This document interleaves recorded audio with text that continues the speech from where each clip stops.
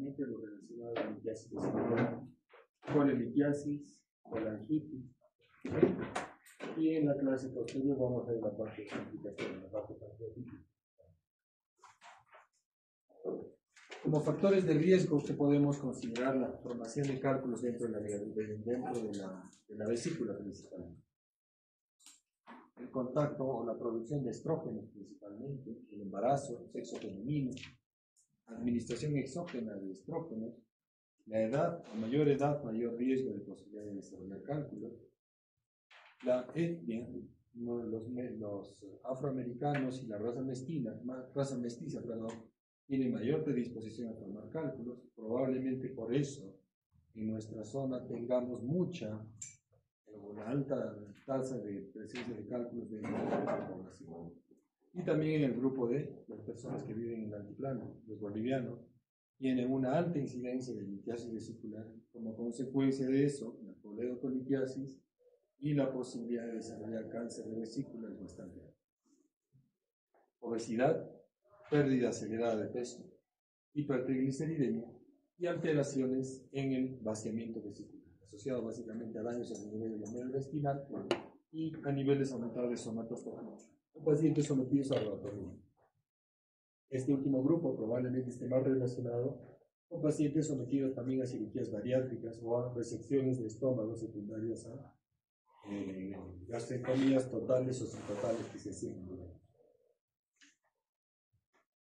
Hombres y mujeres, hay mayor predisposición en el sexo femenino que en el grupo de varones y es más común a partir de los 40 años. Gente joven es posible encontrar cálculos y esto lo van a ir describiendo ustedes cuando vayan al hospital. Básicamente, en el grupo pediátrico se ha visto una alta incidencia de formación de cálculos y probablemente esto tenga que ver con los desarrollos alimentarios que se tienen. Además, el embarazo tiene mayor predisposición a la formación de cálculos y va empeorando a medida que aumenta la gestación. A partir del tercer trimestre del embarazo tenemos mayor incidencia de formación de cálculos dentro de la vesícula. Pero de por sí el embarazo es un factor de riesgo para el desarrollo de cálculos vesiculares.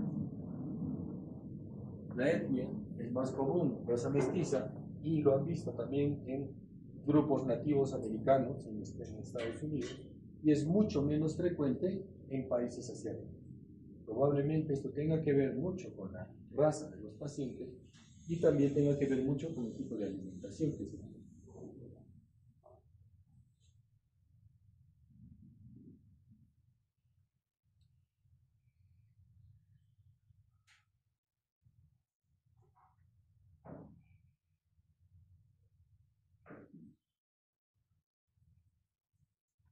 La obesidad también está relacionada con la formación de cálculos a nivel vesicular.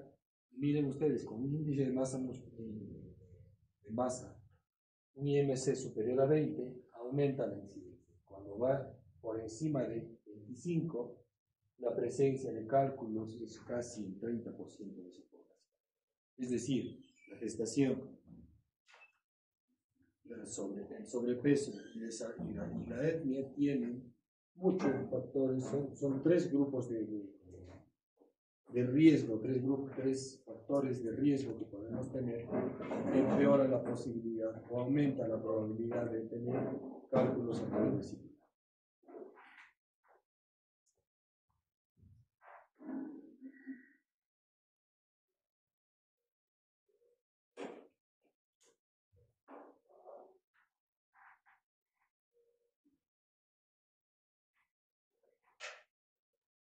Otro factor, como les había mencionado, también es la baja de peso. Miren ustedes, pacientes que bajan bruscamente de peso también aumentan la incidencia de formación de cálculos, y también se ha visto que este grupo, principalmente de pacientes, está muy asociado también a pacientes que se han hecho las cirugías bariátricas. Pacientes que van a bajar súbitamente de peso secundario a una resección o una manga gástrica, que también tienen mayor predisposición a la formación de cálculos vesiculares. ¿Cómo podemos clasificar los cálculos? Los cálculos a nivel de la vesícula biliar pueden ser de varios tipos. Los más comunes son los cálculos de colesterol, que son glucoproteínas, cristales de colesterol, y generalmente materiales derivados de la bilirrubina. Cálculos pigmentarios son el otro grupo grande, que básicamente pueden ser los cálculos negros, que son los que son de difícil degradación y que es generalmente el núcleo es bilirrubinato de calcio, y los cálculos pardos, que básicamente son los cálculos en los cuales el núcleo del cálculo está relacionado a la presencia de bacterias dentro de la vesícula. Es decir, una aglomeración de bacterias muertas dentro de la vesícula biliar forman el núcleo principal del cálculo. Por encima de este se sedimentan sales biliares, sedimenta bilirrubina y sales de calcio y se forman estos cálculos de color pardo, ¿no? Este tipo de cálculos son los más comunes, los de colesterol, cálculos negros y los cálculos pardos, ¿no? Estos son ejemplos de cálculos, generalmente son facetados, varias caras, algunos son esféricos, ¿no? Pero son básicamente cristales, ¿no? Cuando uno los corta y los ve al microscopio, son cristales de una serie de sustancias, ¿no? De bilirrubinato de calcio, de oxalato de calcio, cristales de colesterol. Estos son cortes que han realizado los diferentes cálculos que han retirado de los pacientes. Y esto es en la microscopía electrónica, ¿no? Básicamente son cristales que se precipitan y se depositan en el lecho vesicular. Básicamente, miren ustedes, los principales grupos de colesterol, pigmentos negros y los pardos. ¿Dónde se ubican? El 99% de los cálculos se ubican a nivel de la vesícula biliar. Generalmente son el primer punto de partida y la formación de cálculos es en el lecho vesicular.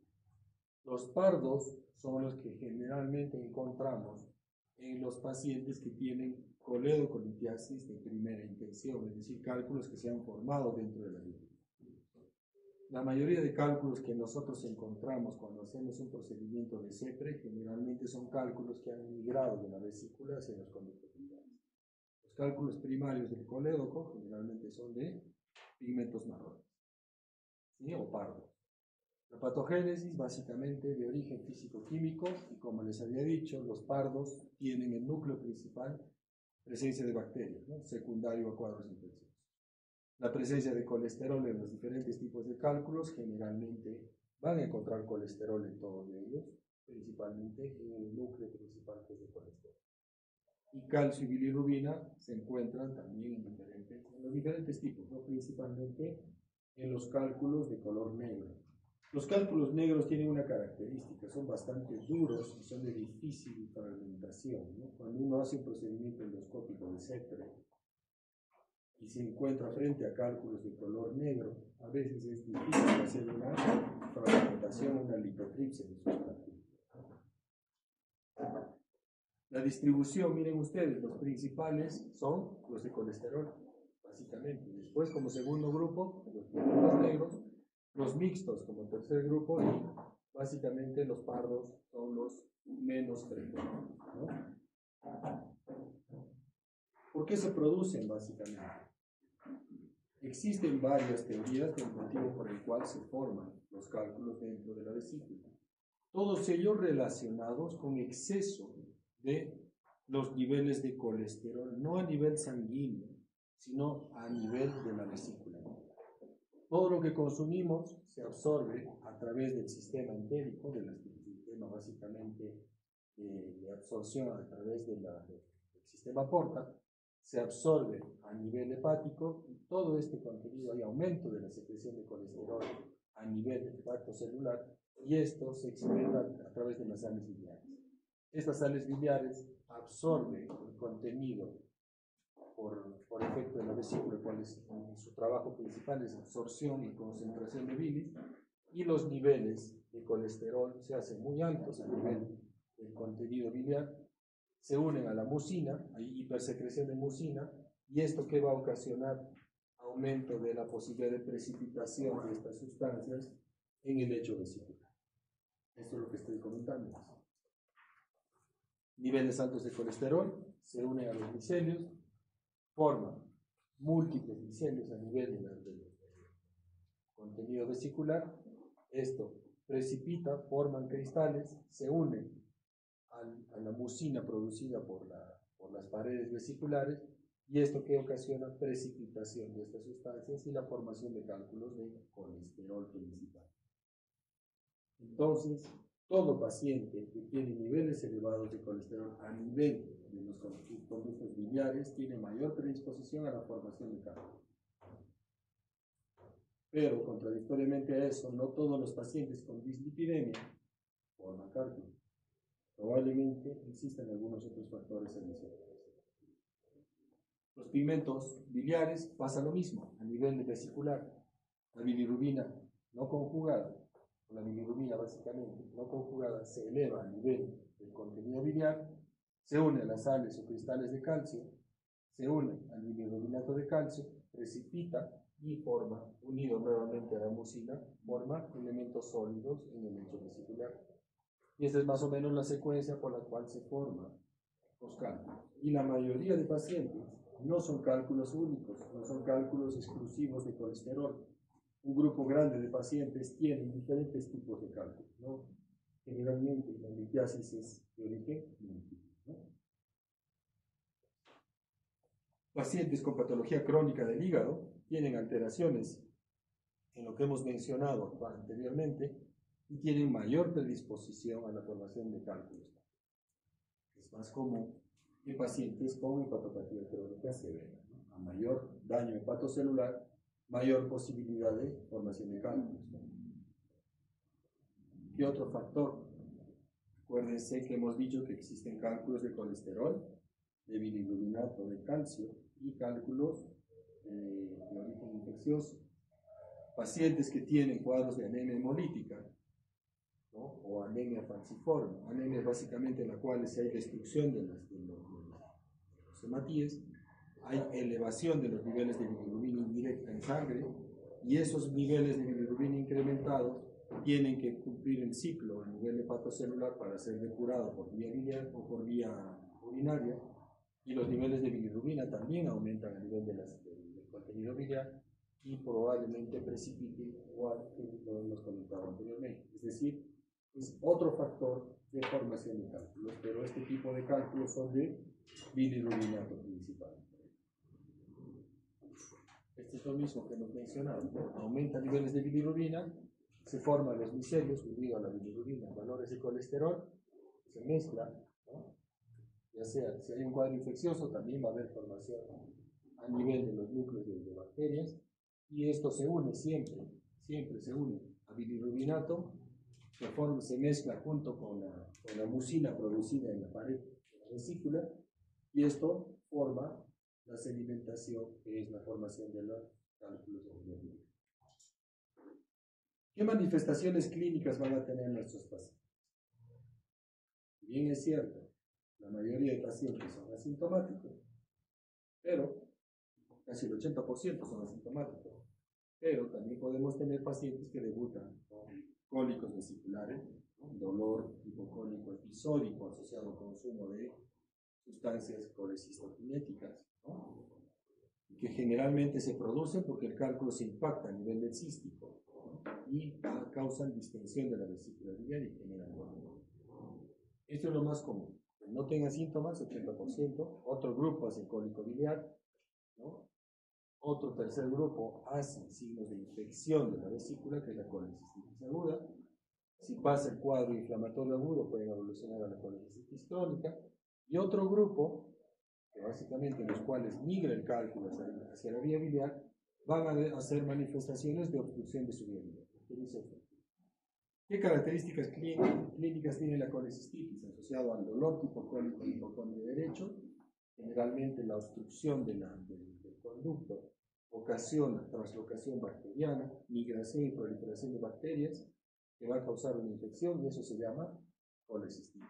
Edema de la pared puede causar aumento del tamaño de la vesícula, engrosamiento de la pared, puede causar perforaciones de la vesícula, causar un empiema vesicular, piocolecisto, colecistitis antisematosa o un síndrome de Mirici, que lo conocemos básicamente porque el paciente tiene manifestaciones de una obstrucción de la vía biliar secundaria a una compresión extrínseca de la vesícula, ¿no?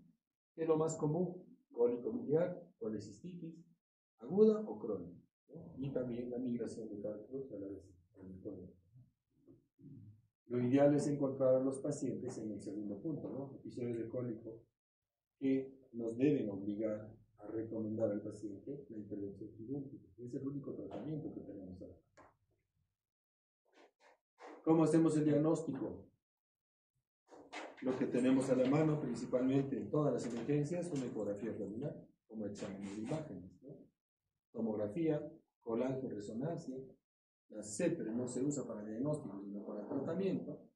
Y datos de laboratorio, básicamente, para buscar cuadros colestásicos. Si tengo un paciente con ictericia y dolor en cuadrante superior derecho, yo tengo que sospechar la posibilidad de que tenga una coledocolitis. Y ahí me va a servir el laboratorio. En un cólico vesicular, los análisis de laboratorio probablemente estén todos normales, ¿no? Salvo en una colecistitis aguda, en la cual puede encontrar la leucocitosis con desviación izquierda, ¿no? Y generalmente son manifestaciones clínicas de dolor en el hipocondrio derecho, muy positivo, que es lo que vamos a encontrar clínicamente. Esto es lo más común, ¿no? Una ecografía, ¿no? Vesícula, con evidencia de imágenes restringentes con sonda posterior, con sonda acústica posterior. Estos son cálculos a nivel vesicular. Si yo encuentro esto, no tengo inflamación de las paredes vesiculares, le doy un antiespasmódico a mi paciente, ¿no? Y debe recomendarse con lipofibración. No hay tratamiento médico para eliminar cálculos. Esta es otra característica, ¿no? Presencia de cálculo con la sonda posterior. Y este es el contenido vesicular. Hoy estudios tomográficos, ¿no?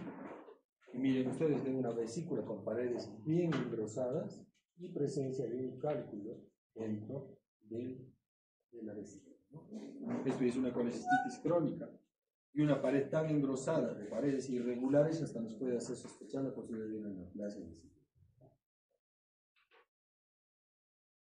¿Qué tenemos acá? Cálculos múltiples a nivel vesicular también por una. O podemos llegar a este estudio, que es una CEPRE, ¿no? La CEPRE es un procedimiento endoscópico que nos permite resolver la obstrucción de la vía. Esto que ven acá es el endoscopio, llega a la segunda porción del intestino y a través de la papila se canula la vía biliar, que es este cable que han puesto acá, es un alambre de metal, y se pasa un catéter y se pone contraste. Todo lo que están viendo blanco es el muelle de contraste y los contenidos oscuros o radiopacos que se ven en la parte media son los cálculos. No son cálculos grandes, múltiples, ¿no? Está prácticamente ocurriendo toda la vía biliar, inclusive dentro de las ramas intrahepáticas del cálculo. ¿Cómo se resuelve esto? Se apertura la vía biliar, se hace un corte, una esfínterotomía, se puede dilatar la vía biliar si es muy pequeña la orificio y con accesorios, ya sea con una canastilla o un balón, se empieza a arrastrar todos los cálculos de manera gradual, ¿no? Si tú jalas desde arriba, lo que vas a ocasionar es una impactación. Generalmente se van sacando de manera secuencial hasta limpiar toda la vía, ¿no? Si son cálculos muy grandes, muchas veces no es posible retirarlos por vía endoscópica. Lo que podemos hacer, si hemos canulado la vía biliar y hemos puesto contraste, el riesgo principal de dejar esto sin liberar los cálculos es que hayamos arrastrado bacterias del intestino, ¿no? Y que podamos ocasionar colitis. ¿Qué hacemos? Le ponemos un tubo de drenaje que es un stent y eso nos permite el drenaje de bilis y bajar el riesgo de infección, mandarlo a cirugía, ¿no? Este es otro cálculo, miren ustedes, más pequeño, ¿no? Hay un calculito dentro de la vía biliar. Es una esfínterotomía y se puede retirar con un balón.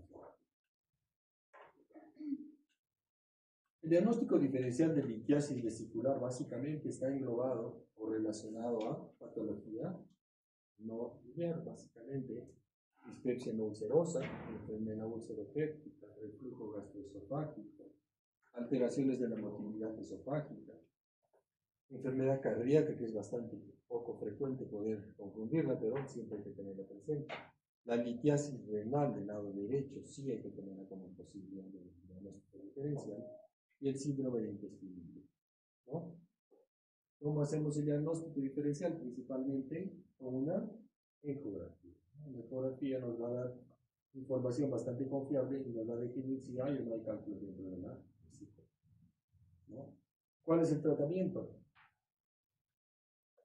Si el paciente es asintomático, lo que debemos hacer es básicamente restringir dieta, ¿no? Cuidar consumo de colecistoquinéticos, consumo de grasa y frituras principalmente. Pero lo que se recomienda, cálculo encontrado, cálculo que debe ser extirpado, o sea, debe hacerse una colecistectomía. ¿En qué pacientes que tienen eventos de cólico esporádicos debemos operar de manera inmediata o rápida? Son pacientes con riesgos de infecciones, ¿no? Pacientes inmunosupresos como los diabéticos, pacientes con anemia falciforme, que son pacientes que van a tener hemólisis constante de sus glóbulos rojos y va a aumentar la posibilidad de formación de cálculos, la vesícula en porcelana, que está relacionada con riesgo de cáncer de vesícula, y nuevamente nativos americanos, y acá estaríamos todos nosotros englobados, ¿no? Todos los mestizos tenemos mayor riesgo de formación de cálculos, ¿no? Y si se nos encuentra un cálculo dentro de la vesícula, es recomendable hacer intervención quirúrgica por las complicaciones que trae la formación. La complicación principal y el riesgo principal de estos pacientes, si no lo resolvemos, principalmente cuando son cálculos pequeños, es la posibilidad de coledocolitiasis. Y la coledocolitiasis es el primer paso para la posibilidad de hacer una pancreatitis, ¿no? Si nosotros tenemos cálculos en la vesícula, incrementamos el riesgo de pancreatitis por la migración de cálculos hacia afuera. Si es sintomática, debe pegarse. Lo ideal actualmente es propiciar la cirugía laparoscópica, que es una cirugía mucho menos invasiva, de más fácil recuperación para los pacientes, ¿no? Si los cálculos son de difícil manejo, puede ser una cirugía abierta, ¿no? Generalmente cuando las vesículas están muy empotradas, muy adheridas hacia el lecho hepático, es difícil retirarlas y a veces hay que hacer una conversión. Y la alternativa no quirúrgica, que sería una opción, que a mi parecer no creo que sea recomendada, pero hay pacientes que no los podemos operar, podría usarse ácido ursodeoxicólico en dosis de 10 a 13 miligramos por kilo día, que generalmente el principio es disminuir el tamaño de los cálculos, ¿no? La litotripsia extracorpórea se utiliza más para patología del vía urinaria, ¿no? Cálculos a nivel renal. La litotripsia extracorpórea utilizada para cálculos dentro de la vesícula, dentro del colédoco, incrementa el riesgo de pancreatitis por las ondas de choque que se utilizan, sin necesidad de migración de cálculo. Este es el riesgo principal de esa litotripsia extracorpórea. Y la CEFRE como posibilidad de tratamiento, básicamente cuando el cálculo ha migrado a la médula, no para tratamiento de cálculos vesiculares, ¿sí? ¿Qué complicaciones tenemos de los cálculos o de los pacientes que tienen litiasis vesicular y que básicamente puede migrar el cálculo hacia la médula? Principalmente es la posibilidad de desarrollar colangitis. ¿Qué es colangitis? Básicamente es un cuadro infeccioso de la vía biliar. Generalmente es secundario a una obstrucción de la vía biliar. Generalmente producida por un germen, generalmente monomicrobiano o polimicrobiano, generalmente que asciende de la vía de la luz intestinal y que puede acabar en un cuadro de sepsis si nosotros no resolvemos el problema. Tenemos muchas posibilidades de complicación si no resolvemos esta emergencia. Se considera como una emergencia médica. Epidemiológicamente, ¿qué podemos decir de esto? Básicamente, tiene una prevalencia asociado a cálculos vesiculares que puede llegar hasta el 15%. ¿Sí? Pacientes con colelitiasis asintomática, el riesgo anual de desarrollar cólico es básicamente el 1%. Coledocolitiasis sintomática, básicamente 0,2%. Y coledocolitiasis sintomática con pancreatitis, 1,5%. Es decir, la posibilidad de complicaciones aumenta cuanto más tengamos el riesgo de migración de cálculos. A mayor número de cálculos acá, mayor riesgo de migración hacia la vía biliar. Y si hay cálculos que están obstruyendo la vía biliar, casi el 15% de esos pacientes puede desarrollar colangitis en algún momento de la evolución natural de su carne. No hay predominancia entre varones y mujeres, es más común en la tercera edad, ¿sí? Porque básicamente la sensibilidad y el umbral de dolor disminuye en este grupo de pacientes. Probablemente tengan episodios de cólicos a repetición y a veces pasa asintomático, pasa desapercibida la migración de un cálculo. Y la incidencia o la relación de colangitis asociado a CEPRE también existe, que puede llegar hasta el 5%. Acuérdense que nosotros, para hacer el procedimiento, ingresa con una serie de accesorios a través del intestino, ¿no? Se pone contraste una vez que uno canula la vía biliar, y por vía ascendente podemos arrastrar bacterias. Principalmente el riesgo empeora cuando yo no resuelvo el problema. Si yo canulo acá, pinto la vía biliar y este cálculo no puede resolverse, no puede retirarse porque es muy grande o porque hay alguna alteración anatómica que no me permite retirarlo, si yo dejo contraste por encima de la obstrucción, las posibilidades de migración bacteriana son muy altas. Si yo tengo ese problema, no resuelvo la obstrucción, debo poner un tubo de drenaje, un stent por encima del cálculo para que esa bilis pueda ser eliminada y baje el riesgo o la probabilidad de colangitis, ¿no? La mortalidad por colangitis aguda antes de la década de los 80, miren ustedes, hasta 1980 el 50% de los pacientes se morían. Con el advenimiento y la aplicación del procedimiento de vía de CEPRE para hacer la resolución de ese problema, ha reducido drásticamente, ¿no? A partir de la década del 80, miren ustedes, con la introducción rutinaria de técnicas endoscópicas, el drenaje de la vía biliar baja considerablemente el riesgo de muerte hasta un 3%. De 3 a 10% aún sigue el riesgo de muerte con secundaria colangitis. ¿Cuál es la causa más común de obstrucción? Cálculos dentro de la vía biliar. Pero miren ustedes, existen parásitos que también pueden colonizar la vía biliar. ¿Cuáles son los más comunes? En nuestro medio, la fasciola hepática es la más común, ¿sí? Pero también, acuérdense que los ascaris pueden migrar y tienen la característica de buscar orificios pequeños entre los ascaris, ¿no?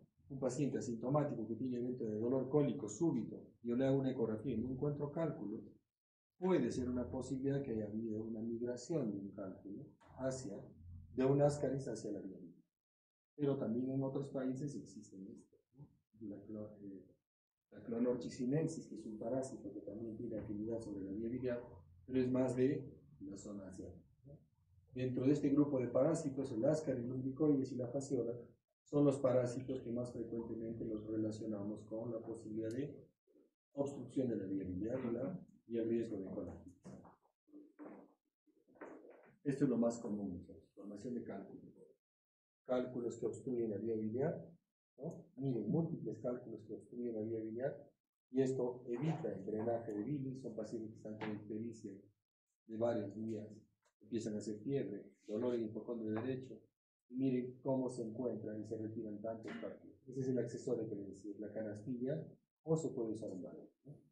Se retiran los cálculos de la vía biliar, y una vez que uno drena la vía biliar por vía endoscópica, resuelves el problema y la posibilidad de complicaciones baja, el riesgo de colangitis baja drásticamente. El factor principal, cálculo. Casi el 70% de la obstrucción de la vía biliar está asociada a formación o presencia de cálculos dentro de la vía biliar. Pero también tenemos colangiocarcinoma. El 10 al 50% de los pacientes que hacen colangitis o que debutan con colangitis son pacientes con ictericia silente. Son pacientes que como manifestación principal tienen ictericia y prurito generalizado, ¿no? Sin evidencia de dolor. Y ahí yo tengo que sospechar en el riesgo de un cáncer, ¿no? Disquinencias o alteraciones del esfínter de Oddi como una posibilidad. Estenosis benignas, secundarias probablemente a tratamientos quirúrgicos de la vía biliar, el 10 a 20%, y parásitos y cuerpos extraños como otra posibilidad. ¿Qué otro cuerpo extraño puede haber en la vía biliar? Secundario parásito. No, un parásito. El quiste hidatídico de por sí no causa obstrucción, no causa cálculo, o sea, no causa obstrucción en la vía biliar. Cuando se rompe el quiste hidatídico hacia la vía biliar, muchas veces ocasiona liberación de líquido, que ese se va a eliminar por la vía biliar hacia el intestino, pero a veces quedan las membranas del quiste hidatídico que pueden eliminarse a través de la vía biliar y pueden detenerse a nivel del esfínter de Oddi. Se retienen las membranas del quiste hidatídico en esta zona y se comportan igual que un cálculo, ¿no? Podría ser una posibilidad. Y como yo lo encuentro, básicamente, le pido una ecografía, veo el quiste, le pido una tomografía y veo aire dentro del quiste hidatídico. Eso me puede orientar a la posibilidad de que se ha roto ese quiste y que las membranas estén obstruyendo la vía. Etiología, como les decía, cálculos como primera opción, estenosis benignas, secundarios a cirugías, colangitis esclerosante primaria es una patología autoinmune que también causa obstrucciones segmentarias de la vía biliar, pancreatitis crónica, cáncer, el ampuloma, cáncer de cabeza de páncreas, parásitos, y también acuérdense que secundarios a procedimientos, tanto CEPRE como drenaje percutáneo de la vía biliar, pueden ocasionar la formación o la migración de cálculos de infección o de bacterias, y el quiste de colédoco, que es una vía biliar que no tiene buena motilidad, también es un factor de riesgo para almacenar o para que se colonice con bacterias. Dentro de la fisiopatogenia, como primera causa, obstrucción de la vía biliar. Hay aumento de la presión dentro de la vía biliar, hay migración de bacterias intestinales, la enterobacterias generalmente, proliferan y se multiplican a nivel del árbol biliar, hay bacteriemia, diseminación bacteriana por vía linfática, cuadro de sepsis o de shock séptico, y si no resolvemos esto, el paciente puede fallecer. Más o menos esa es la secuencia del cuadro infeccioso de una obstrucción de vía biliar que no se resuelva de manera adecuada. Generalmente, los factores mecánicos son la primera causa también, la obstrucción del esfínter de Oddi, que evita algunos factores que nos pueden ayudar a evitar cuadros infecciosos dentro de la vía biliar están relacionados principalmente a nuestros factores de defensa, ¿no? ¿Qué nos defiende contra la posibilidad de infección? Contra la posibilidad de migración de bacterias del intestino hacia la vía biliar, principalmente la elasticidad del esfínter de Oddi. Un esfínter de Oddi de buena presión, que tiene buena motilidad, evita que las bacterias intestinales colonicen la vía biliar. La unión entre las células de los hepatocitos evita la bacteriemia. Las células de Kupffer a nivel hepático también fagocitan las bacterias y evitan cuadros infecciosos. La capacidad antibacteriana que tiene la bilis, ¿no?, por la producción de IgA, sales biliares, y el flujo biliar continuo que viene del hígado hacia el intestino también sirve de filtro, de limpiado hacia la luz intestinal de todas las bacterias que puedan migrar por vía celular, ¿no? Y los factores que provocan o que favorecen la infección básicamente está relacionado con la translocación bacteriana. Las bacterias de la luz intestinal migran al duodeno y al yeyuno y favorecen básicamente la formación y la proliferación de bacterias, ¿no?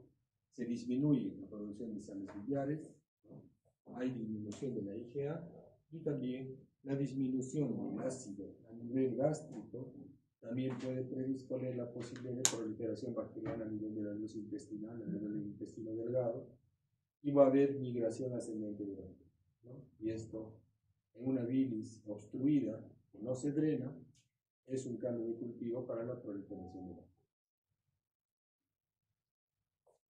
La ictericia obstructiva siempre va a ser un factor de riesgo, ¿sí? Hay disminución de la proliferación de células de defensa a nivel de los ganglios, a nivel del sistema linfático, ¿sí?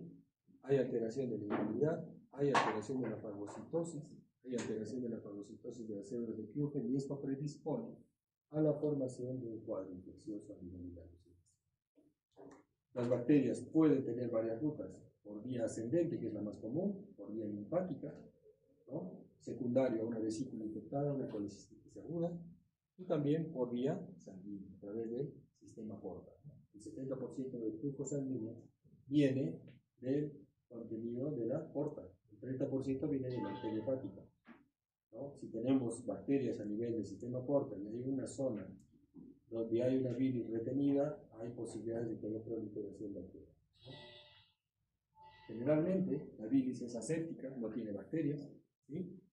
Pero la obstrucción de la vía biliar ocasiona proliferación bacteriana, es un cambio de cultivo, hay mayor colonización, y las bacterias más comunes son estas, ¿no? E. coli, Klebsiella, Enterobacter y Enterococo, que son las bacterias que generalmente son las que van a ocasionar el problema de colangitis aguda. De acuerdo a este grupo de bacterias, va a ir direccionado nuestro tratamiento, ¿no? Generalmente es un tratamiento empírico, de manera inicial. Pero las más comunes, ¿no? Como les decía, Escherichia coli, enterobacterias y Klebsiella, ¿no? Y el enterococo. Generalmente son mixtas, ¿no? Bacteroides es otra posibilidad, y siempre tengan cuidado con el Clostridium. Pacientes inmunosupresos, básicamente pacientes diabéticos, que tienen una vesícula infectada, es posible que haya proliferación de Clostridium a nivel de las paredes vesiculares y pueden ocasionar una colecistitis gangrenosa en alta mortalidad. También se ha encontrado cándida dentro de la vía biliar, pero es bastante raro. Existe básicamente mayor relación con el grupo de las razas afroamericanas, ¿no? Litiasis, estenosis maligna y parásitos son las principales causas de obstrucción de la vía biliar y las principales causas de desencadenar colangitis en los perros. En los asiáticos es más común parásitos, ¿no? Y en los hispanos y afroamericanos, presencia principalmente de cáncer. Acuérdense que los afroamericanos tienen más riesgo de desarrollar anemia falciforme, ¿sí? Un paciente afroamericano que venga a nuestra zona y empieza a tener dolor intenso en el hipocondrio izquierdo, podemos estar frente a un infarto de vaso. Y son pacientes que hacen destrucciones masivas de sus células, de sus glóbulos rojos, asociado a un hiperestremismo masivo, ¿no? La incidencia de hombre y mujer es igual, ¿no? Es más frecuente a partir de los 50 años y, como les decía, la tercera edad siempre es un factor de riesgo para el desarrollo de colangitis, principalmente porque tienen mayor riesgo de formación de cálculos y muchos de ellos, estos pacientes, su umbral de dolor es muy bajo, ¿no? Y básicamente son más tolerantes al dolor y probablemente tengan mayor probabilidad de hacer coledocolitiasis sin síntomas evidentes, ¿no? ¿Qué va a pasar con nuestros pacientes? Básicamente, el 40% tiene alto riesgo de fallecer. ¿Qué va a causar la infección de la vía biliar? Cuadro de sepsis principalmente, sepsis a foco abdominal. ¿Qué vamos a encontrar en nuestro paciente? Hipotensión, alteración de la función renal. Estos pacientes pueden formar abscesos hepáticos, ¿no? O también vamos a tener relación de la obstrucción asociada a una neoplasia de fondo, una neoplasia de la vía biliar, ¿no? O pacientes con enfermedad inflamatoria intestinal asociado a colangitis esclerosante primaria, ¿no? Y generalmente muchos de estos pacientes son ancianos, ¿no? Y el riesgo de que el antibiótico funcione también va a tener alguna limitación, ¿no? La mortalidad quirúrgica, miren, a pesar de que un paciente se tenga el diagnóstico de colangitis y se mande a cirugía, puede llegar hasta el 40% de mortalidad. Y esto va a empeorar en edades extremas, ¿no? Principalmente en edad avanzada, si tiene enfermedades asociadas, ¿no? Y básicamente va a empeorar si nosotros no drenamos de manera adecuada y rápida ese riesgo. Estos pacientes son de manejo de emergencia y la intención es tratar de diagnosticarlos antes de que suban a hospitalización y que se pueda resolver de manera temprana. El cuadro clínico clásico, ¿cuál es? El que conocemos todos de semiología, ¿no? La triada de Charcot, pericia, fiebre y dolor, son datos clínicos que vamos a encontrar en nuestro paciente que básicamente nos van a orientar al diagnóstico de colangiosis aguda. Y si nuestro paciente tiene alteración del estado de conciencia y la hipotensión, estamos frente a la pentada de Reynolds, asociado al ictericia fibrosa. Miren, casi el 100% de los pacientes tienen esta manifestación clínica, ¿no? Y el 14% se asocia básicamente deterioro de su estado mental y tendencia a la hipotensión. Pero actualmente se está propiciando usar algunos otros criterios que les voy a mencionar, que son los criterios de Tocqueville. ¿Cómo hacemos el diagnóstico? Principalmente los datos clínicos, los datos de laboratorio y las imágenes que nos van a orientar a pensar que hay obstrucción en la vía. ¿Qué vamos a encontrar en el laboratorio? Leucocitosis con desviación izquierda, ¿no? Básicamente en el 80% de los casos. Pruebas hepáticas, asociado básicamente a elevación de bilirrubina directa, fosfatasa y gamma-glutamina elevadas, y la disociación de transaminasas que vamos a encontrar y que nos va a orientar a pensar obstrucción de la vía.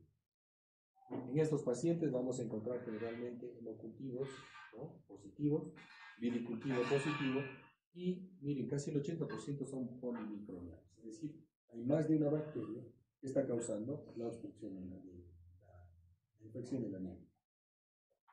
Las imágenes dirigidas básicamente a encontrar dilatación de la vía biliar por vía ecográfica, que es bastante fácil de realizar, ¿no? Vamos a poder realizarlo en emergencia, vamos a encontrar dilatación tanto en las ramas intrahepáticas como en el colédoco, ¿no? Y podemos encontrar también algunas complicaciones, podemos encontrar colecciones líquidas dentro del hígado que nos hablan de abscesos hepáticos, y es bastante rápido y bajo costo, ¿no? Tiene poca sensibilidad para evidenciar la causa, ¿no? Yo voy a encontrar dilatación de la vía biliar, pero muchas veces no voy a encontrar el cálculo. Bien, puedo encontrar hasta en el 65% de los casos evidencia de cálculo dentro de la vía biliar. Pero lo más común es encontrar, cuando ustedes lean los informes de ecografía, van a encontrar dilatación de la vía biliar sin evidencia de cálculo, ¿no? Cálculo es muy raro encontrarlo con ecografía. La tomografía, ¿no?, nos permite ver también igual complicaciones como abscesos. Puede encontrarnos la etiología si está asociada a una neoplasia, un cáncer de páncreas. También puede encontrar cálculos si el corte que hace el estudio tomográfico coincide en la ubicación del delito, es posible encontrarlo, pero también tiene una sensibilidad que no llega al 85%. ¿Cuál es el examen ideal para ver cálculos dentro de la vía biliar? Colangioresonancia, ¿no? La tomografía helicoidal también nos ayuda, es más sensible, ¿no? También puede ver cálculos, ¿no?, pero es de alto costo. Y también acuérdense que las tomografías utilizan medio de contraste, a diferencia de la colangioresonancia. Es un examen de alto costo, pero tiene una buena sensibilidad para determinar cálculos, y casi llega al 95%. Los cálculos por encima de los 3 milímetros pueden ser vistos por la resonancia. Cálculos muy pequeños, por debajo de los 3 milímetros, no los va a ver, solamente va a ver dilatación de la vía biliar, y tiene pobre sensibilidad para diferenciar estenosis benignas de malignas, ¿no? El problema es que es de alto costo y no podemos hacer terapia en el procedimiento. Es solamente imágenes, igual que todos, ¿no? La ecografía, la ventaja de la ecografía, por ejemplo, es que si yo encuentro una dilatación franca de la vía biliar y no puedo resolverlo por vía endoscópica, puedo dejar un drenaje biliar externo también, ¿no? Como les decía, actualmente se están usando estos criterios para definir colangitis. Ictericia, fiebre y dolor son los datos clínicos asociados a la pentada de Reynolds en algún grupo de pacientes, pero actualmente se está propiciando usar estos criterios de Tocqueville, que nos hablan de sospecha diagnóstica, cuando tenemos 2 de los criterios presentes, y diagnóstico definitivo cuando tengo los 3 criterios presentes. ¿Qué nos dice esto básicamente? Los criterios de Tocqueville hablan de inflamación sistémica, piden datos de colestasis y piden datos de imagen. Datos de inflamación sistémica nos refieren fiebre, escalofríos y signos de respuesta inflamatoria sistémica en laboratorio, leucocitosis, ¿no?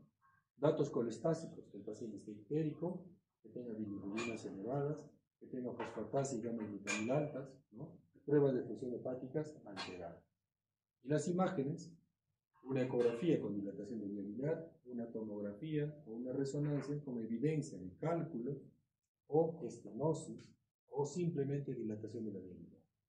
Si tengo los tres criterios presentes, yo tengo la certeza de que estoy frente a una colangitis.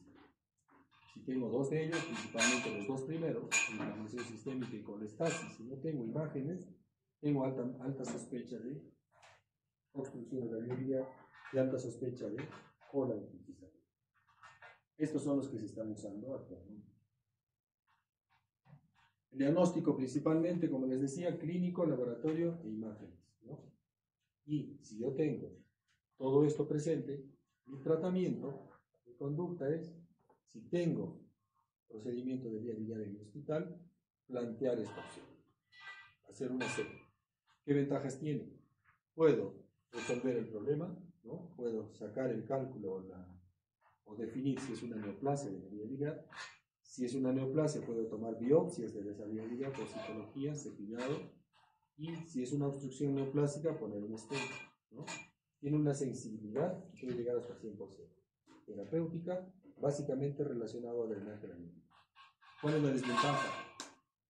Tiene alto costo, tiene una serie de complicaciones que puede llegar hasta el 5%. Las complicaciones principales son pancreatitis, perforación, hemorragia y un porcentaje bajo, pero existe la posibilidad que el paciente pueda fallecer. Puede hacer perforación también dentro de la vía duodenal, ¿no? A nivel del duodeno. Pero es el procedimiento de primera elección si yo tengo una colangitis, tengo un paciente con colangitis en el hospital. Algunos procedimientos endoscópicos adicionales que podemos utilizar para drenar la vía biliar actualmente es la ultrasonografía endoscópica. ¿Qué es esto? Es un endoscopio que tiene un ecógrafo en la punta y nos permite visualizar de manera muy cercana la vía biliar a través del duodeno. Y si yo veo una franca dilatación de la vía biliar y no puedo canular la vía biliar por vía endoscópica, puedo hacer un drenaje a través del estómago o a través de la segunda porción del duodeno y poder liberar esa vía biliar y poder básicamente poner un tubo de drenaje, ¿no? Si es un cálculo, de repente retirarlo, si es una neoplasia, poder hacer algún tipo de terapia. El problema es que no todos los hospitales tienen este procedimiento. En seguridad social solamente tenemos en el Remandiati y tenemos en Arequipa también, ¿no? Como alternativas para este procedimiento. ¿Cuál sería nuestro algoritmo básicamente? Tengo un paciente con manifestaciones clínicas de colangitis, le pido una ultrasonografía, una ecografía abdominal, y ¿qué voy a encontrar? Si encuentro dilatación de vía biliar, evidencia de cálculos en la vesícula, y no veo el nivel de obstrucción, ¿qué le pido? Tomografía, de acuerdo a mi accesibilidad en mi hospital. Tomografía helicoidal o colangioresonancia. Si tengo acceso a las tres, entre estas tres yo preferiría la colangioresonancia. Si tengo y determino el nivel y la causa de obstrucción y no vamos a hacer un procedimiento quirúrgico, la alternativa es el procedimiento de CEPO, ¿no? Es el método de elección para la terapia de la vía biliar. Más o menos esa es la secuencia de manejo de este grupo de pacientes con patología obstructiva de la vía. ¿Cuál es el diagnóstico diferencial de un paciente con colangitis? Básicamente, pacientes con abscesos hepáticos, hepatitis virales o hepatitis asociadas al consumo de medicamentos, pancreatitis aguda, úlcera duodenal perforada, sepsis de etiología no biliar, ¿no? Y los abscesos hepáticos y la colecistitis aguda siempre van a ser los principales. Básicamente, el absceso más que un diagnóstico diferencial me parecería que es una complicación de la forma de la colangitis. El tratamiento básicamente es drenaje de la vía biliar. Si yo voy a hacer un drenaje de la vía biliar, esto tiene que ir de la mano con manejo antibiótico. Medidas de soporte, si mi paciente está con un cuadro de sepsis, ¿no? Con hipotensión, tendré que usar isotrópicos, ¿no? Y empezar cobertura antibiótica. ¿Qué opciones tenemos? Hiperacilina, meclocilina, aminoglucósidos y metronidazol, beta-lactámicos, ¿sí? Ampicilina con sulbactam es una alternativa, y la fluorquinolona, ¿no? La ciprofloxacina o levofloxacino, son antibióticos de buena penetrancia a la vía. Las cefalosporinas de tercera generación también son una opción, ¿no? La cefoperazona como tercer grupo de medicamentos alternativos, y la ampicilina con ceftazidima y metronidazol también son opciones que se pueden utilizar. Esto va a depender del estado general del paciente. Lo que utilizamos generalmente es cefalosporinas de tercera generación asociado a metronidazol. Los aminoglucósidos siempre dan temor de usarlos por el efecto nefrotóxico que tiene y ototóxico. Acuérdense que son pacientes que están en cuadro de sepsis, probablemente su función renal no esté buena, ¿no? Y hay que tener mucho cuidado con su función renal. Pero las cefalosporinas de tercera generación asociados básicamente a metronidazol son una buena opción. Generalmente el tiempo de manejo antibiótico es de 7 a 10 días. Va a depender mucho si yo dreno o no la viene. Si yo estoy frente a un absceso hepático, el tiempo de promedio de tratamiento antibiótico llega a 21 días, ¿no? Va a depender mucho del cultivo que yo pueda tener para determinar cuál es el germen que está ocasionando la formación de gases.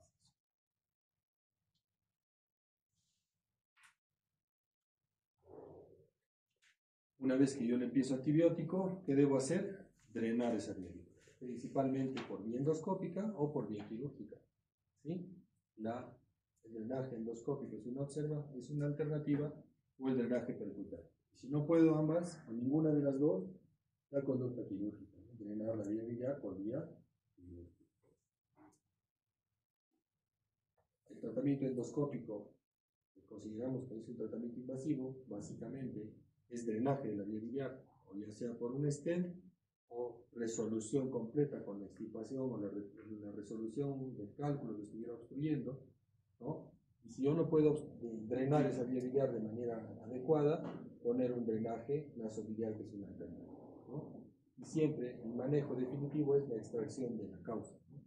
En este caso, si son cálculos, el drenaje de la vía biliar va a ser de manera adecuada y la mortalidad baja en nuestro paciente, ¿no? Si es por vía, si la causa es una neoplasia, las probabilidades de mejoría bajan, ¿no? Y la mortalidad de nuestros pacientes es mucho menor. Siempre el tratamiento definitivo es resolución o retirar la causa. Si son cálculos y si son parásitos, y si no se puede resolver, poner un stent, ¿no? Que es básicamente la resolución momentánea, si se puede llamar así. ¿Cuándo yo puedo pensar en poner un stent? Si tengo cálculos. Uno, cuando son cálculos muy grandes, o cuando tengo un paciente con un cuadro de sepsis que no puedo hacer ningún procedimiento porque tiene trastornos de coagulación. Un paciente con trastornos de coagulación severo, no puedo hacer ningún tipo de procedimiento invasivo, no puedo cortar la vía biliar, no puedo cortar la papila, porque tengo riesgo de sangrado. En ese caso, lo único que puedo hacer es poner una sonda de drenaje, ¿no? Una sonda nasobiliar, o poner un stent biliar a través de la, ¿no? Esto es lo que hacemos, básicamente. Se canula con una guía, ¿no? Esta es la vía biliar, miren ustedes. Acá hay una obstrucción en la parte superior, probablemente de origen neoplásico, ¿no? Se canula la vía biliar y a través de este catéter que se deja en las ramas intrahepáticas se pasa ese stent plástico, ¿no? Es un tubo de plástico que va a permitir que la bilis drene de manera adecuada, ¿no? Se pone el stent por encima de la obstrucción y esto es un tratamiento paliativo, momentáneo, que básicamente va a permitir que el paciente por lo menos mejore su estado general, y una vez que esté estable se puede definir cuál va a ser la mejor conducta para él. ¿Qué ventajas tiene el stent? Preserva el flujo de la vía biliar, disminuye las complicaciones, a diferencia de un drenaje percutáneo, y se puede hacer un recambio cada 3 meses. Es de bajo costo, a diferencia del drenaje nasobiliar. ¿Qué desventajas? Se puede obstruir antes del tiempo establecido, generalmente el tiempo de vida de estos stents son 3 meses, pero a veces también puede migrar de manera espontánea cuando la obstrucción no es completa, ¿no? Pueden ser expulsados y eliminados por vía intestinal. Tratamientos invasivos, drenaje nasobiliar, ¿no? Igual que el stent biliar. Básicamente a eso va dirigido el drenaje de la vía biliar. Y caso contrario, pensar en cirugía. ¿Qué ventajas tiene? Básicamente, el drenaje endoscópico siempre va a permitir tomar muestras de la vía biliar. ¿Sí? Excepcionalmente se pueden utilizar fármacos. Acuérdense que una de las causas de obstrucción es la presencia de fasciola. La fasciola hepática es un parásito que necesita un tratamiento por vía oral, pero también existe un medicamento, ¿no? Hay unos derivados de yodo que se pueden utilizar, el yodo povidona que utilizamos para las heridas, se diluye y se puede instilar a través de los accesorios haciendo la cepre para poder matar a los parásitos vivos que estén dentro de la vía biliar, los parásitos adultos. Eso va a permitir que se extirpen o se retiren fácilmente para que la vía biliar se descomprima de manera rápida, ¿no? La disolución de cálculos básicamente está relacionada a la introducción de algunos accesorios dentro de la vía biliar. Existe actualmente un Spyglass, que es un accesorio, es un endoscopio pequeñito que se entra a través del endoscopio del duodenoscopio. Se trabaja dentro de la vía biliar y nos permite ver directamente las ramas intrahepáticas, ¿no? Las desventajas básicamente es el alto costo de estos procesos, ¿no? El drenaje percutáneo básicamente se utiliza cuando no podemos hacer el drenaje endoscópico, ¿sí? Se puede utilizar más cuando hay obstrucción intrahepática, ¿no? Y el riesgo básicamente va a permitir solamente drenaje del segmento comprometido, ¿no?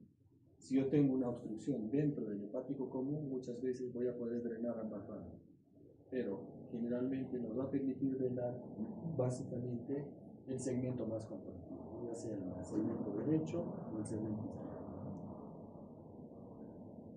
La colecistitis también es otra complicación que básicamente lo vamos a conversar y también tiene criterios que se están utilizando actualmente para la definición, que son los criterios autónomos, que también utilizan la presencia de los tres criterios para definir de manera absoluta que estamos, o definitiva, que estamos frente a una colecistitis.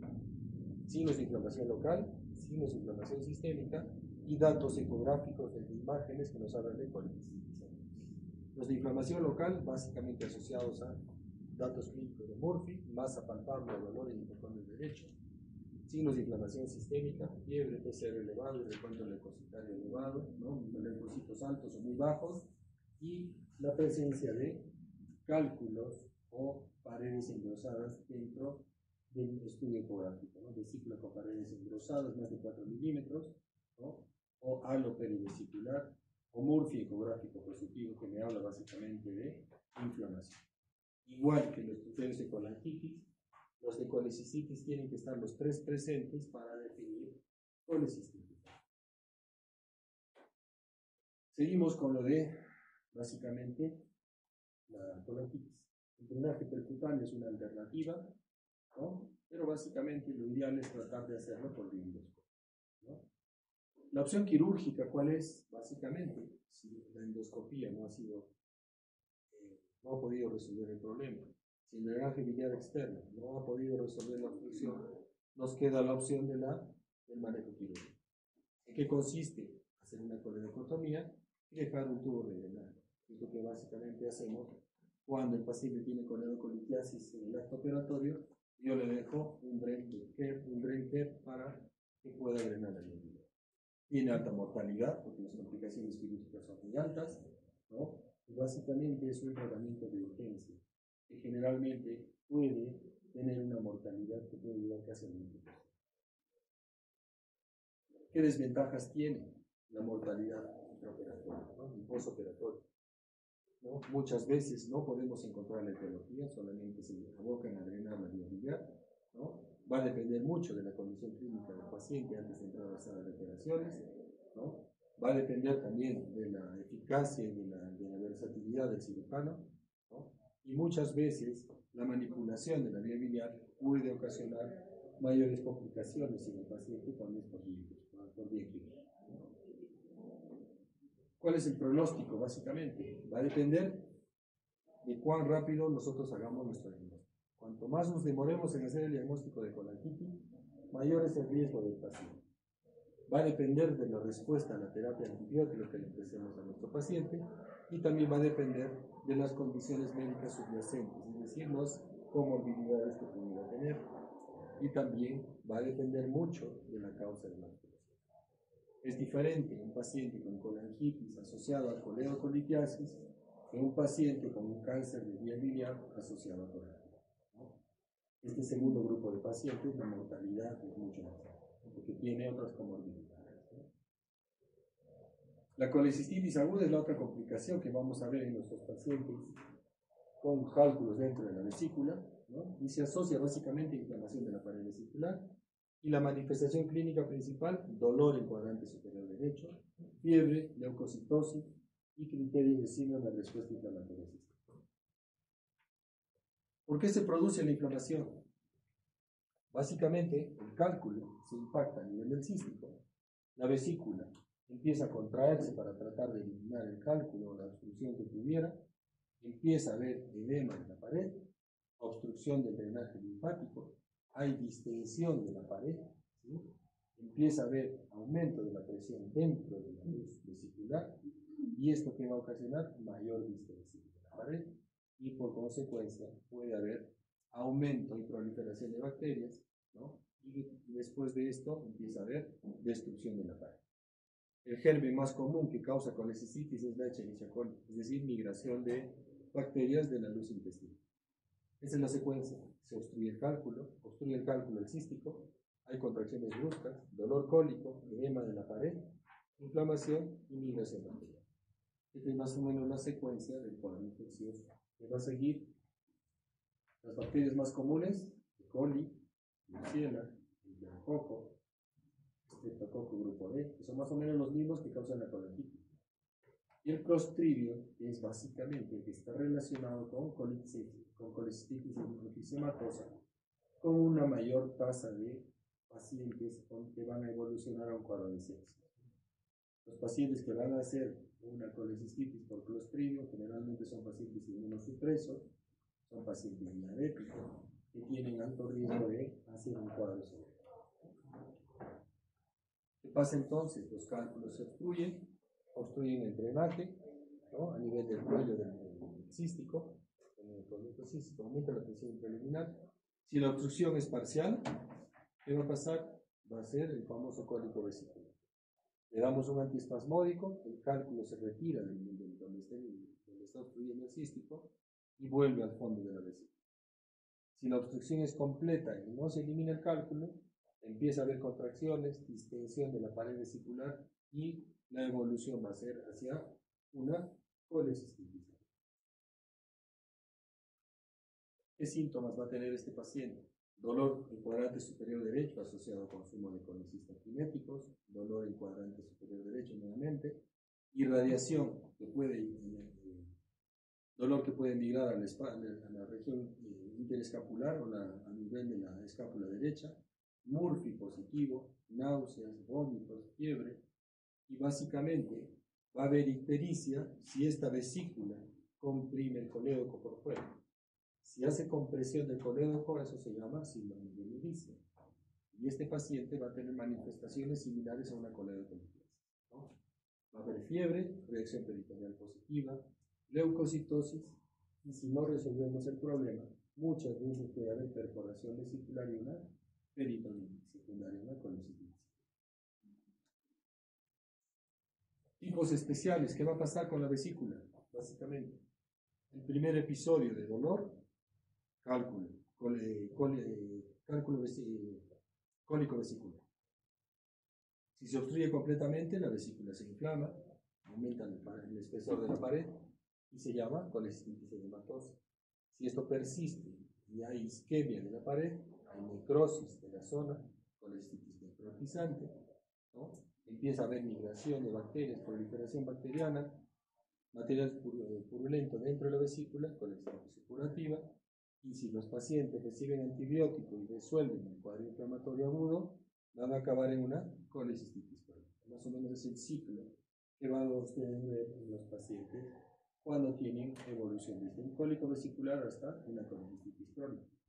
La mayoría de pacientes que acuden al hospital son episodios reiterados de dolor Usan antibióticos, analgésicos, no se quieren operar, toman su chancapiedra, que son medicamentos alternativos, dejan de tener dolor y evolucionan muchas veces el cuadro infeccioso y acaban en una colecistitis crónica. La colecistitis edematosa generalmente va a ser los 4 primeros días del periodo agudo, ¿sí? Vesícula con líquido intersticial, capilares linfáticos dilatados, pared edematosa, necrotizante en el periodo consecuente, 5 días posteriores, ¿no? Cambios edematosos, áreas de necrosis y hemorragia, aumenta la presión interna, flujo sanguíneo disminuido, necrosis en segmento. Si esto se perfora, va a ser una peritonitis del paciente. Si se plastrona y baja el cuadro infeccioso, va a evolucionar a la colecistitis crónica. Empieza a haber material purulento inicialmente, que son los 10 días posteriores, ¿no? Abscesos intramurales, vesícula biliar se contrae, prolifera tejido fibroso y la pared se engruesa. Esto evoluciona a cronicidad. Colecistitis crónica, básicamente episodios reiterados de dolor menos intenso que en el periodo inicial. Hay atrofia de la mucosa, fibrosis de la pared, y esta es una inflamación crónica que en el tiempo podría ser el factor desencadenante de un cáncer de vesícula. El episodio de colecistitis crónica probablemente sea el primer paso para la evolución del cáncer de vesícula. Lo ideal es resolver el problema dentro de los 4 primeros días. Muchas veces los cirujanos, cuando pasa este periodo inicial, los 5 o 7 días primeros, no quieren operar al paciente. En el periodo subagudo, que se llama, entre la colecistitis edematosa y la colecistitis crónica, el tejido es muy friable, edematoso, ¿no? Es de fácil complicación, ¿no? Es más fácil que se adhiera al lecho vesicular en la base del hígado y tenga mucho más complicación. Si no resuelven el problema en el periodo agudo, prefieren esperar las 4 semanas para pensar en una intervención quirúrgica programada una vez que el paciente esté en colecistitis crónica. Casos especiales que pueden encontrar, principalmente estas dos: la xantogranulomatosa, que es básicamente una vesícula bastante gruesa, de paredes engrosadas, que nos va a hacer sospechar en la posibilidad de un cáncer, y la enfisematosa, que es una emergencia que debe resolverse de manera rápida, es básicamente necrosis vesicular asociado a infección por Clostridium perfringens. Es de mucho riesgo, principalmente en pacientes inmunosupresos, principalmente los diabéticos, pueden hacer este tipo de colecistitis enfisema. También acuérdese que hay una colecistitis aniquiásica, pacientes que tienen eventos de cólico a repetición. Ustedes le hacen ultrasonografía y no encuentran cálculo. Son pacientes generalmente que tienen un problema de una vesícula, péndula que se llama, que puede torcerse excepcionalmente, ¿no? Puede haber torsión vesicular, y muchas veces la falta de drenaje del contenido es porque se ha torcido el cístico, ¿no? Si no regresa a su sitio original, lo más probable es que acabe en un evento de una colecistitis aguda por el mismo efecto que hemos visto en el cálculo, en este caso por torsión del cístico. La conducta de esto básicamente es quirúrgica, ¿no? Resecar esa vesícula porque va a ocasionar un evento de emergencia de aguda. Las complicaciones de esta vesícula que no se operan son básicamente estos que están viendo acá, ¿sí? Si nosotros no resolvemos de manera urgente la vesícula en el periodo de la vesícula edematosa, va a evolucionar a la cronicidad. Pero si estamos en el periodo de la vesícula con paredes supuradas, puede haber perforación vesicular, ¿no? Y esto básicamente está asociado a infecciones, ¿no? Y la posibilidad de una peritonitis. La perforación vesicular puede ser localizada porque se plastrona con el triplo, o puede ser una peritonitis generalizada. Puede haber abscesos, ¿no? Abscesos por la formación de colección alrededor de la vesícula, un absceso pericolecístico. Y otra complicación son la formación de fístulas. Estas fístulas son las que conocemos como el famoso síndrome de Midística. Dependiendo si hay comunicación directa con el colédoco, va a ser básicamente un Midística verdadero, o simplemente la compresión de la vesícula del cístico hacia el colédoco también da manifestaciones clínicas similares. La conducta en ambos casos es básicamente quirúrgica. La diferencia es que cuando hay una fístula completa, es que nosotros tenemos que hacer una corrección de ese colédoco, porque si no va a haber fuga de bilis hacia el pericardio, ¿no? El diagnóstico básicamente es clínico. Vamos a encontrar recuento leucocitario positivo, ¿no? Leucocitosis o leucopenia. Acuérdense que los dos extremos son criterios de CIRS, ¿no? Más de 12.000 leucocitos o menos de 4.000, hablamos de CIRS. Ecografía, básicamente con pared vesicular engrosada, más de 4 milímetros. Líquido perivesicular, multi ecográfico positivo, ¿no? Aumento del tamaño de la vesícula, más de 8 centímetros o 4 centímetros entre largo y ancho, ¿no? Imagen de doble riel, sombra acústica posterior y ecos intramurales. Son datos ecográficos que nos hablan de una colecistitis aguda, que son los datos que vamos a buscar para definir los criterios de prótesis. Esto es lo que vemos, ¿no? Engrosamiento de la pared, ¿no? Contenido líquido, contenido sólido dentro de la vesícula, el signo de doble riel que se ve allá, ¿no? Y básicamente cobertura antibiótica, hidratación y generalmente la conducta es colecistectomía por vía local. Las manifestaciones clínicas, como les decía, dolor principalmente en cuadrante superior derecho, ¿no? Asociado al consumo de colecistectomiáticos. El dolor se puede poner en la región interescapular o supraescapular derecha y generalmente el periodo de evolución máximo son de 12 horas, ¿no? Y mejora generalmente con antiespasmódica. ¿Qué más vamos a encontrar?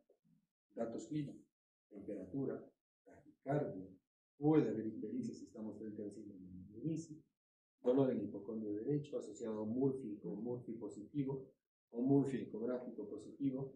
Son datos que se suman a los datos de imágenes, ¿no? Asociados a datos de laboratorio, y tenemos básicamente los criterios de toque presente. Tomografía abdominal también nos puede servir para hacer el diagnóstico. Son exámenes muy invasivos o muy caros para considerarlos de uso para una colecicitis aguda, pero podemos encontrar vesícula con pared engrosada, colección líquida, alargamiento vesicular, ¿no? Áreas de alta densidad en el tejido graso perivesicular, que nos habla básicamente de un patrón infeccioso vesicular. Más utilizamos la tomografía cuando tenemos sospecha de formación de cálculo de abscesos dentro del hígado, ¿no? Secundarios a colecitis aguda o secundarios a coledomitis. Y de acuerdo a esto, clínicamente se hacía el diagnóstico de colecitis aguda, de colangitis, hasta que se desarrollaron estos criterios. Estos criterios de Tokio nos permiten hacer un diagnóstico mucho más académico y más confiable con respecto a la definición de colecistitis aguda y de colangitis. Cuando hablamos de colecistitis es lo mismo que les he mencionado hace un rato. Tenemos que tener igual los tres criterios presentes. Miren la sensibilidad, casi llega al 91% y con una especificidad del 96%. Si tengo los tres criterios presentes, yo tengo la certeza que estoy frente a una colecitis. ¿Qué tengo que encontrar? Murphy positivo, masa palpable en hipocondrio derecho asociada a dolor y sensibilidad en cuadrante superior derecho, como datos de inflamación local. Datos sistémicos, fiebre, PCR elevado y leucocitosis o leucopenia. Y las imágenes, datos característicos ecográficos de colecistitis. Pared engrosada, más de 4 milímetros, doble halo, signo del carril de doble riel, ¿no? Que básicamente nos habla de la presencia de colecistitis. Cuando tengo los tres criterios presentes, tengo un diagnóstico certero de que estoy frente a una colecistitis. La ecografía, nuevamente, miren, paredes engrosadas, contenido de líquido perivesicular, puedo encontrar básicamente piedras o cálculos dentro de la vesícula, que son básicamente datos que me orientan a sospechar en una colecistitis. Pared engrosada de más de 4 milímetros, cálculos dentro de la vía biliar, vesícula distendida, presencia de cálculos con sombra posterior, colección líquida perivesicular, también son datos de colecistitis. La resonancia magnética es otro examen que podemos utilizar. Básicamente es mucho más sensible y las imágenes más claras. Se ve mucho mejor, miren. Los cálculos dentro, las paredes engrosadas, la pared bastante gruesa, líquido perivesicular, ¿no? Básicamente es una imagen mucho más clara, pero básicamente son exámenes de alto costo para nosotros, ¿no? ¿Qué hacer con estos pacientes? La conducta es quirúrgica. Debe usar analgesia de manera inicial, empezar cobertura antibiótica de acuerdo a los gérmenes que hemos hablado. Acuérdense que la E. coli y las enterobacterias son los primeros causantes. Empezar con cobertura antibiótica, entonces para los cefalosporinas de tercera generación, analgesia, mientras el paciente espera sala de operación. Lo importante es que una vez que uno defina que es una colecistitis aguda, este paciente debe operar. ¿Qué pasa muchas veces? Nosotros lo cubrimos con antibiótico, le damos analgesia y el paciente mejora. A las 12 horas el paciente está más tranquilo, ¿no? Y creemos que este paciente se ha curado. Lo ideal es, estamos frenando o enfriando el cuadro infeccioso, pero el paciente debe salir del hospital sin vesícula, porque este paciente tiene alto riesgo de hacer una reactivación del cuerpo, ¿no? Estos criterios de Tokio también tienen algunos datos que nos van a hablar de la posibilidad de gravedad de enfermedad. Podemos hablar de una colecistitis grado leve, grado moderado o grado severo o grave, ¿no? El leve es el que no cumple ningún criterio de leucocitosis, o no tiene masa palpable, ¿no? O tiene una manifestación clínica menor de 72 horas, ¿no? Y básicamente no hay signos de inflamación vesicular. Esta es una colecistitis aguda leve. Si tengo leucocitosis, masa palpable, tengo dolor persistente más de 72 horas, o tengo una colecistitis gangrenosa, es una colecistitis moderada. Pero si a esto se suma falla de órgano blanco, es decir, afectación renal, cardiovascular, respiratoria, neurológica, factores de coagulación alterados, está frente a una colecistitis aguda grave. Y estos dos grupos de pacientes, el grave y el leve y el moderado, deben ser resueltos por vía quirúrgica. La posibilidad de complicaciones son mucho más altas en este moderado que en el grave. Lo ideal es resolver todos los pacientes cuando están en colecistitis grado leve, básicamente. Y las complicaciones que habíamos mencionado básicamente es hidrocolecisto, ¿no? Colecistitis antogranulomatosa, vesícula en porcelana. Que básicamente esta es la que está más relacionada con la posibilidad de que se pueda convertir en un cáncer de vesícula. Otras complicaciones, la perforación que habíamos dicho, que es un paciente que va a hacer manifestaciones de absceso, ¿no? Fiebre, masa palpable, líquido libre en cavidad abdominal, va a ser una peritonitis biliar, puede formar fístulas hacia órganos huecos, ¿no? Vamos a encontrar aire dentro de la vía biliar, que normalmente no debe haber, o aire dentro de la vesícula, ¿no? Como un dato clínico que nos va a orientar a la sospecha de perforación. O la formación de fístulas, ¿no? Las fístulas hacia colédoco se llama síndrome de Milici. Y el hilio biliar, que no es común en nuestro medio, pero puede pasar que la vesícula haga una fístula hacia el intestino delgado y elimine el cálculo que tenía dentro de la vesícula.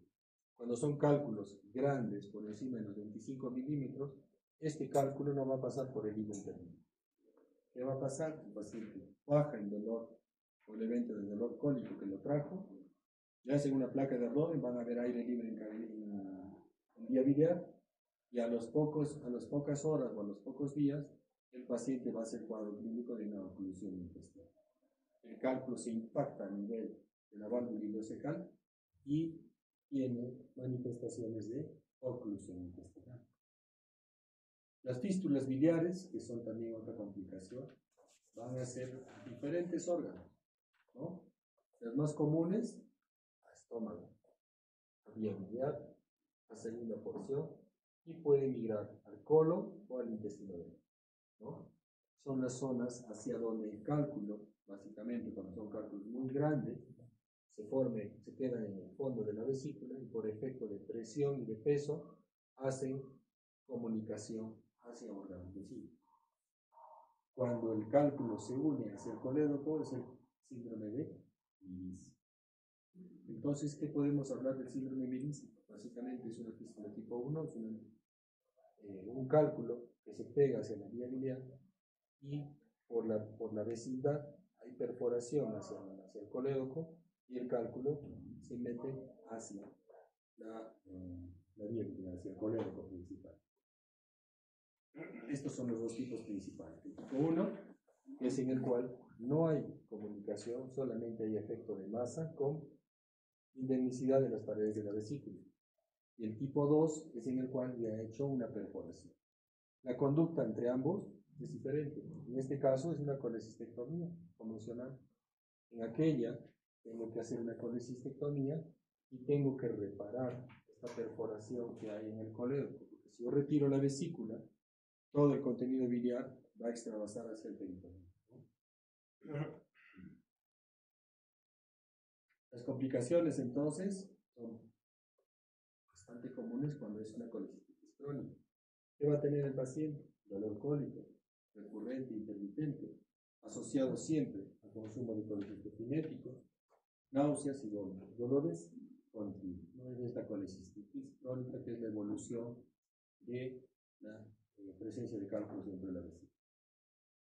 Y la coledocolitiasis básicamente es una complicación que puede llegar hasta el 15% de los pacientes. La mayoría de casos de cálculos en el colédoco es migración desde la vesícula hacia el colédoco, ¿no? Es excepcionalmente encontremos un cálculo primario de la vía biliar. Los cálculos primarios de la vía biliar generalmente son cálculos pardos y cuyo núcleo principal es una bacteria. Generalmente los cálculos primarios son muy raros, los más comunes son migración de cálculos de la vesícula hacia la vía. Y la manifestación clínica principal es dolor en cuadrante superior derecho, ictericia, ¿no? Y siempre asociado al consumo de colecistoquina. Pero también acuérdese que hay un pequeño grupo de pacientes que son asintomáticos. La mayoría viene con dolor, ictericia, puede haber colangitis, y también algún otro grupo de pacientes debutan con pancreatitis. Tenemos que considerar que existen dos tipos de cálculos dentro de la vía biliar, los residuales y los recidivantes. El corte son 2 años. Todo evento de cálculo en el colédoco que se forma o que se evidencia antes de los 2 años o pasados 2 años de la cirugía, después de 2 años de la cirugía, se considera que son recidivantes. Evento de dolor cólico, paciente que manifiesta coledocolitiasis antes de los 2 años de la operación, se considera que es un cálculo residual. ¿Qué significa? Es un cálculo que ha quedado de la operación. ¿Sí? La mayoría evidencian cólico, ictericia, puede haber colangitis y pancreatitis, ¿no? Puede formar abscesos si hay una obstrucción completa de la vía biliar, o puede ser una colecistitis o una colangitis supurativa. Y si no resolvemos esto de manera temprana, muchos de estos pacientes pueden acabar en una cirrosis biliar. ¿Cómo hacemos el diagnóstico? Como hemos dicho antes, la ecografía es el primer examen auxiliar que tenemos. Perfil hepático con patrón colestásico, fosfatasa y gamma-glutamina altas, bilirrubina elevada, predominio directo. La ecografía generalmente nos va a ver colédoco dilatado, incidentalmente puede haber un cálculo en el colédoco, y el examen de elección para ver vía biliar, la colangioscopia. La ecoendoscopía también es un examen bastante confiable, pero no tenemos acceso, y no es un examen de rutina que se puede realizar. El manejo vía CEPRE o cirugía. La CEPRE, como les decía, es ingresar con una serie de accesorios a través de la papila, ¿no? Y tratar de canular selectivamente el colédoco. Y se puede encontrar, miren la cantidad de cálculos que se ven dentro de esa vía biliar, ¿no? Si yo encuentro el canulo de la vía biliar y hay cálculos, se hace una esclerotomía, se corta la papila hacia el conducto, hacia el colédoco, para aperturarlo y romper el esfínter y poder retirar los cálculos. Pero miren, por la vecindad que hay de Wilson con el colédoco, las posibilidades de complicaciones de pancreatitis son bastante altas. es bastante fácil anular y meterse a la viabilidad, al Wilson, perdón. Y eso puede ocasionar las complicaciones, ¿no? Principalmente pancreatitis postcefálica. Ahí tenemos también otra viabilidad llena de cálculos, ¿no? La CEP, como les decía, es el examen terapéutico de elección para resolver cálculos dentro de la viabilidad. Y los cálculos intrahepáticos generalmente están asociados a posibilidades de infecciones recurrentes. Es bastante raro formar cálculos primarios dentro de la viabilidad, pero están asociados básicamente a problemas netamente obstructivos, ¿no? Puede ser la colonitis esclerosante primaria o obstrucciones crónicas de la vía biliar que van a predisponer a la sedimentación de sales biliares dentro de los conductos y la formación de cálculos. ¿Qué vamos a encontrar básicamente? Cálculos con forma de la vía biliar. No son cálculos esféricos, generalmente son cálculos cilíndricos que tienen predisposición por ocupar las ramas intrahepáticas generalmente. Generalmente son secundarios a bacterias, como hemos dicho, el núcleo principal de los cálculos intrahepáticos es bacterias, principalmente E. coli como principal agente, ¿no? Y el vaciamiento lento de bilis hacia el exterior, ¿no? Hacia el intestino. El diagnóstico diferencial de este problema básicamente está asociado a la posibilidad que sea una neoplasia, ¿no? Y básicamente a la posibilidad que sea o que la manifestación clínica principal de estos pacientes sea una colonitis, ¿no? El 80% de estos pacientes tienen anormalidades en las pruebas de función hepática, fosfatasa y gamma-glutamina muy altas, y muchas veces en la ecografía vamos a ver dilatación de las ramas intrahepáticas y con un colédoco a veces normal, con una vía biliar intrahepática bien ancha y un colédoco dentro de parámetros normales. Y básicamente esto es lo que les he comentado de colonitis que hemos visto, ¿no? Básicamente ese es el tema de hoy, muchachos. Era básicamente para completar la parte inicial del curso. ¿Alguna pregunta? Muchachos, el examen es la semana que viene, ¿sí?